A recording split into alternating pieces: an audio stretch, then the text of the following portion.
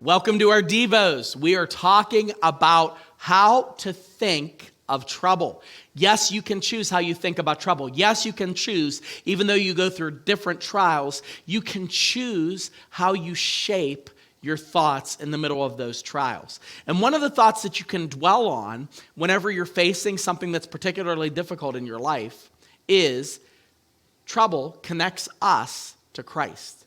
Trouble connects us to Christ. If you want to look for a person on the planet who has experienced a lot of trouble and heartache, you can look no further than Jesus Christ. You're like, well, he's God. You can't really count him. Yes, you can, because Jesus chose to take upon himself flesh. And he dealt with trouble in a way that he gives us the opportunity to identify with him. So when we think of trouble, and when we examine trouble, what we ought to do is we ought to realize that when we go through trouble, we are actually identifying with Jesus. We are connecting ourselves to Jesus because he was the man of sorrows. He experienced an intense amount of trouble. I mean, he was unlawfully persecuted. He was criminally arrested. He was tortured. He was beaten. He was misunderstood. He was betrayed. I mean, how many things has Jesus gone through that you're like, I don't know if God knows what I'm going through right now.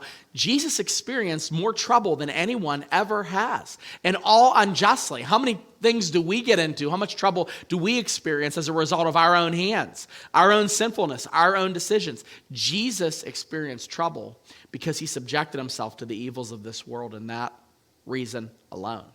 So, when we think of trouble, think about how you can identify with Jesus.